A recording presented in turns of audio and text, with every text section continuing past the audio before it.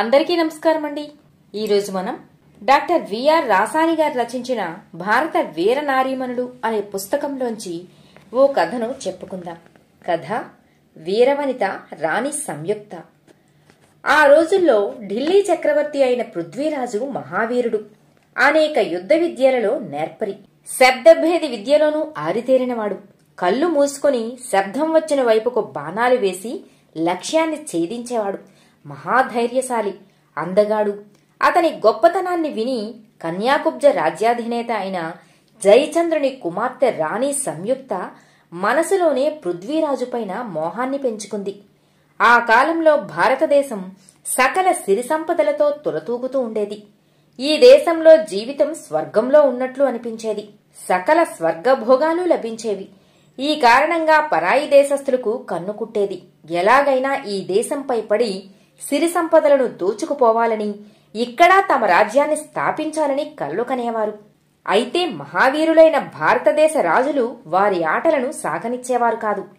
ఆ కారణంగానే గజనీ మహమ్మద్, ఘోరీ అహ్మద్ లాంటి తురుష్క రాజులు ఈ దేశం పైన అనేకసార్లు దండయాత్రలు చేసినా ఇక్కడ రాజ్యాలు స్థాపించలేకపోయారు.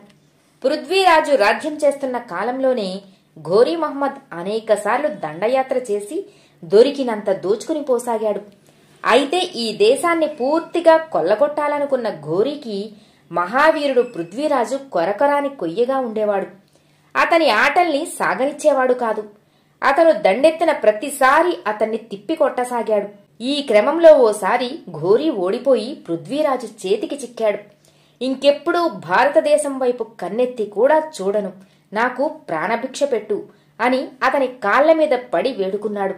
అతని దీనావస్థను చూసి దయార్ద్ర హృదయుడైన పృథ్వీరాజు ఇంకెప్పుడూ దాడి చేయవద్దు పో అంటూ అతన్ని చంపకుండా వదిలేశాడు. అదే అతను చేసిన తప్పిదం. పృథ్వీరాజుకు వచ్చిన కీర్తి ప్రతిష్టలు చూసి జయచంద్రుడు ఓర్చుకోలేకపోయాడు. అతని పైన ఈర్ష్యను పెంచుకున్నాడు. ఘోరీ ఢిల్లీ పైన దాడి చేసినప్పుడు అతన్ని ఎదిరించడానికి అందరి రాజులను సహాయంగా వచ్చి దేశాన్ని కాపాడుకునేందుకు సహకరించమని కోరాడు. అందరు రాజులు సైన్యాన్ని పంపి పృథ్వీరాజుకు సహకరించారు. కాని కుత్సితుడు, ఈర్ష్యాలు అయిన ఒక్క జయచంద్రుడు మాత్రం సహకరించలేదు. పైగా నిష్కారణంగా అతనిపైన పగను పెంచుకున్నాడు. అది తెలిసి సంయుక్త చాలా మదనపడింది. ఆమె అన్ని శాస్త్ర విద్యల్లో నైపుణ్యాన్ని సాధించిందే కాబట్టి తండ్రి చేష్టల్ని ఆమె వ్యతిరేకించేది. ఆ కారణంగా పృథ్వీరాజు పైన తను పెంచుకున్న ప్రేమను బహిర్గతంగా వ్యక్తం చేయలేకపోయింది. కాని తన చెలికత్తెల ద్వారా తెప్పించుకున్న పృథ్వీరాజు చిత్రపటాన్ని రోజూ చూసి ఆనందించేది. సంయుక్త పృథ్వీరాజు పైన ప్రేమను పెంచుకున్న విషయాన్ని గ్రహించి ఇంకా రెచ్చిపోయాడు జయచంద్రుడు. వెంటనే ఆలస్యం చేయకుండా జయచంద్రుడు సంయుక్తకు స్వయంవరం ప్రకటించాడు. దేశ దేశాల రాజులకు ఆహ్వానాలు పంపాడు, ఒక్క పృథ్వీరాజుకు తప్ప. పైగా అతన్ని అవమానించటానికి అతని శిలా విగ్రహాన్ని తయారు చేయించి కోట ముఖద్వారం దగ్గర కాపలాదారుడిగా నిలబెట్టించాడు. వివిధ దేశాల రాజులు, రాకుమారులు వచ్చి ఈ వింతను చూసి ఆశ్చర్యపోతూ పృథ్వీరాజుని గురించి అవమానకరంగా మాట్లాడుకోసాగారు.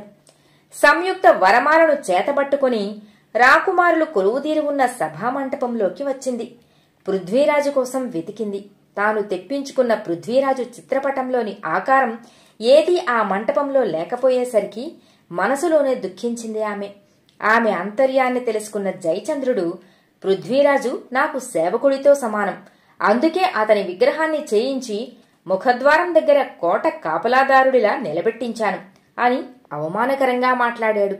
అతను స్వయంవరానికి రాకపోతేనేమి, అతనే నా భర్త అనుకుని సంయుక్త వరమాలను తీసుకువెళ్లి అందరూ చూస్తుండగానే పృథ్వీరాజు విగ్రహం మెడలో వేసింది. ఆహూతులందరూ అది చూసి జయచంద్రుణ్ణి అవహేళనగా మాట్లాడి అవమానించి అక్కడి నుంచి వెళ్లిపోయారు. అది సహించలేని జయచంద్రుడు సంయుక్తను బంధించి ఆమెను చెరసాలలో పెట్టించాడు. వేగుల ద్వారా ఈ విషయాన్ని తెలుసుకున్నాడు పృథ్వీరాజు. ఏమాత్రం ఆలస్యం చేయకుండా సంయుక్త తనను ప్రేమించి పరోక్షంగా తననే వరించినందుకు సంతోషించి ఎలాగైనా ఆమెను ఆ చెరసాల నుంచి విముక్తిరాలని చేయాలని సంకల్పించుకున్నాడు. సంకల్పించుకోవటమే తడవుగా 3000 కాల్బలంతో కన్యాకుబ్జాన్ని ముట్టడించాడు. ఇరు వర్గాలకు హోరాహోరీగా యుద్ధం జరిగింది. పృథ్వీరాజు వీరప్రతాపానికి తాము గెలవలేమేమో అన్న భయానికి లోనయ్యారు కన్యాకుబ్జ సైనికులు. అది గమనించిన జయచంద్రుడి సైన్యాధ్యక్షుడు అధర్మ మార్గాన్ననుసరించి యుద్ధనీతిని తప్పి వీరోచితంగా సైనికులతో పోరాడుతున్న పృథ్వీరాజును వెనక నుంచి చంపడానికి ప్రయత్నించాడు. అదే సమయంలో ఒక అజ్ఞాత సైనికుడు తటాలును అడ్డుపడి ఆ సైన్యాధ్యక్షుడి శిరస్సును ఖండించాడు. దాంతో పృథ్వీరాజు మరింత రోషంతో జయచంద్రుని సైన్యాలను ఎదిరించి విజయాన్ని సాధించాడు. యుద్ధం అంతా అయిపోయిన తరువాత యుద్ధభూమిలో తన ప్రాణాలను కాపాడిన సైనికుణ్ణి సత్కరించాలనుకుని, ఎవరు నువ్వు, నా ప్రాణాలను ఎందుకు రక్షించావు అని అడిగాడు. అప్పుడు ఆ సైనికుడు తలపాగను పురుషవేషాన్ని తొలగించి, నేను మిమ్మల్ని ప్రేమించి వరించిన సంయుక్తను మహాప్రభు అన్నాడు. ఆ సిపాయే సంయుక్తగా గుర్తించిన పృథ్వీరాజు ఆమెను తీసుకుని ఢిల్లీకి వచ్చి వైభవంగా పెళ్లి చేసుకున్నాడు. యుద్ధంలో ఓడిపోయిన జయచంద్రుడు ఊరుకోలేదు. తనకు కలిగిన పరాజయం కంటే తన శత్రువునే తన సొంత కూతురు పెళ్లి చేసుకోవటం ఎక్కువ బాధించింది ఆయనను. ఎలాగైనా సరే పృథ్వీరాజు అంతు చూడాలనుకున్నాడు. ఢిల్లీలో సంయుక్త పృథ్వీల సంసార జీవితం ఆనందంగా గడుపుతుంటే కన్యాకుబ్జంలో అవమాన భారంతోనూ పగసాధింపు మార్గాన్వేషణతోనూ అట్టుడికే గుండెతో కాలం గడపసాగాడు జయచంద్రుడు. ఇదిలా ఉండగా పృథ్వీరాజు బ్రతికున్నంత వరకు భారతదేశం వైపు కన్నెత్తి చూడ్డానికి కూడా వీల్లేదు అన్న నిరాశతో స్వదేశానికి తిరిగి వెళ్లిపోయాడు ఘోరీ. కాని జయచంద్రుడు తమకు కావాల్సిన సైన్యాన్ని తాను సమకూరుస్తానని తిరిగి ఢిల్లీపై దాడి చేయమని ఆహ్వానిస్తూ రాయబారం పంపాడు. జయచంద్రుడి ఆహ్వానానికి ఘోరీ తెగ సంతోషపడిపోయి, అంత మాత్రం అండగా నిలిస్తే చాలు, తప్పక మనదే విజయం అని వచ్చిన రాయబారితో చెప్పి పంపాడు ఘోరీ. చెప్పిన ప్రకారమే తిరిగి అపార సైన్యంతో ఢిల్లీపైకి దండయాత్ర ప్రారంభించాడు ఘోరీ. కన్యాకుబ్జం నుంచి జయచంద్రుడు తన సైన్యాన్ని పంపాడు. ఈ సైన్యమంతా ఢిల్లీ సరిహద్దులో గూడారాలేసుకుని యుద్ధానికి సిద్ధంగా ఉంది. ఆ సైన్యంతో పోల్చుకుంటే ఢిల్లీ సైన్యం తక్కువే. వార్తాహరుల చేత అన్ని విషయాలు తెలుసుకున్న సంయుక్త అర్ధరాత్రి శత్రువుల సైనికుల గూడారాలకు బయలుదేరి తండ్రి గూడారంలో ప్రవేశించి జయచంద్రుని కలిసింది. నాన్న, అల్లుడి రాజ్యంపైన ఈ పగ ఏమిటి? పరాయి దేశస్థుడైన శత్రువుతో చేయి గలపడం మానుకో, కూతురి వైపు సైన్యాన్ని తీసుకుని వచ్చేయ్ అని వేడుకుంది ఆమె. అయినా జయచంద్రుడు కూతురి మాటల్ని లెక్క చేయలేదు. పృథ్వీరాజు నాకు శత్రువు, అతని భార్య నా కూతురైనా నాకు శత్రువే అని కూతురుపైన మరింత కోపం తెచ్చుకొని నోటికొచ్చినట్లు దూషించి వెంటనే ఈ ప్రదేశం నుంచి వెళ్లిపోమ్మని ఆజ్ఞాపించాడు. అల్లుణ్ణి సాధించడానికి విదేశీయుడు, అందున తురుష్కరాజుతో చేయి కలపటం నీచమైన పని. మాతృభూమి అయిన భారతదేశానికంతటికీ ముప్పు తెచ్చిపెడుతుంది. నీవు దానికి ఒడగట్టవద్దు అంటూ సంయుక్త తండ్రి కాళ్లు పట్టుకుని వేడుకుంది. జయచంద్రుడు ఆమె వేడుకోలుకు కరిగిపోకుండా మరింత రెచ్చిపోయి, ఇంక మాటలు వద్దు, వెళ్ళిపో, లేకుంటే ప్రాణాలతో కోటకు తిరిగి వెళ్లలేవు అని హెచ్చరించి ఘోరీ గూడారంలోకి వెళ్లిపోయాడు. ఇక చేసేది లేక తన అంతఃపురానికి తిరిగి వచ్చేసింది సంయుక్త.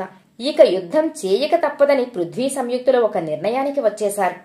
ఢిల్లీ కోట బురుజుల మీదికి వచ్చి ఘోరీ సైన్యాన్నంతా చూశారు. అపారమైన సైన్యాన్ని చూసి శత్రువుల్ని జయించడం కష్టమని నిరాశ చెందారు. అయినా భయపడకుండా విజయమో వీరస్వర్గమో ఏదో ఒకటి సాధించి తీరాల్సిందే, చివరి రక్తపు బొట్టు వరకు శత్రువులతో పోరాడుదాం అనుకుని యుద్ధానికి సిద్ధమైపోయారు. సంయుక్త కూడా సైనికుడి వేషం ధరించి, జయాపజయాలు దైవ నిర్ణయాన్ని బట్టి ఉంటాయి, మాన ధనాల్ని ప్రాణాన్ని ధారపోసి అయినా సరే ఈ రాజ్యాన్ని కాపాడుకోవాలి అని రాజపుత్ర స్త్రీలను కూడా హెచ్చరించి ఢిల్లీలోని మహిళల్ని యుద్ధోన్ముఖుల్ని చేసింది. ఢిల్లీ సైన్యం ప్రాణాలకు తెగించి ఘోరీ సైన్యం పైన పడి యుద్ధం చేయసాగింది. ఆ యుద్ధం కొన్ని రోజులు సాగింది. నేల ఈనినట్లు పుట్టుకొస్తూనే ఉన్న ఘోరీ సైన్యంతో పోరాడి పోరాడి పృథ్వీరాజు సైన్యం తరిగిపోయింది. వేల మంది సైనికుల ప్రాణాలు గాలిలో కలిసిపోయాయి. పృథ్వీరాజు అవిరామంగా యుద్ధం చేసి చేసి అలసిపోయి ఓడిపోయి ఘోరీ సైనికులకు బందీగా దొరికిపోయాడు. యుద్ధం ఆగిపోయింది. బందీగా ఉన్న పృథ్వీరాజు కనుగుడ్లను పీకించి ఘోరీ అతన్ని అంధుణ్ణి చేసేశాడు. కాని పృథ్వీరాజు గుడ్డివాడైనా తన పౌరుషాన్ని చంపుకోలేదు. ఘోరీకి బందీగా ఉన్న తన ధైర్యాన్ని మాత్రం కోల్పోలేదు.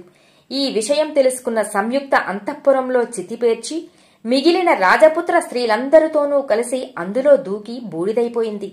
ఘోరీ ఢిల్లీ కోటలో ప్రవేశించి స్త్రీల నగలను ధనాగారాన్ని కొల్లగొట్టి మూటలు కట్టుకున్నాడు. పృథ్వీరాజును చెరసాలలో ఉంచాడు.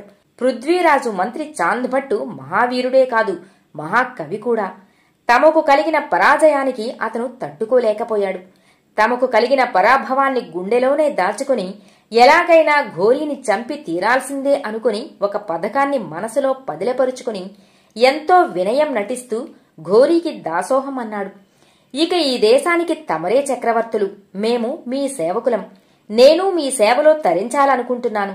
తమరు నన్ను శత్రువుగా భావించక మిత్రుడిగా చేరదీసి ఆదరించండి అని తన కవితా నైపుణ్యంతో ఘోరీని కీర్తించి అతని అభిమానాన్ని పొందగలిగాడు. అనతి కాలంలోనే అతనికి నమ్మకస్తుడైన సన్నిహితుడిగా మారిపోయాడు. ఆ సాన్నిహిత్యంతోనే ఒకరోజు చెరసాలలో ఉన్న పృథ్వీరాజును కలుసుకోగలిగాడు. కలుసుకుని అతని చెవుల్లో ఏవో కొన్ని మాటలు చెప్పి వచ్చేశాడు. ఆ మరునాడు చాంద్ భట్టు ఘోరీ నిండు దర్బారులో ఉండగా తన పాండిత్య ప్రకర్షతో ఘోరీని అతని వీరత్వాన్ని పొగుడుతూ, ధనుర్విద్యలో పృథ్వీరాజుని మించిన వారు లేరు. కళ్ళు లేకపోయినా సరే అతని గుండె కాదు, ఛేదించాల్సిన గమ్యమూ చెదరదు. కావాల్సి ఉంటే మీరే పరీక్షించండి అన్నాడు.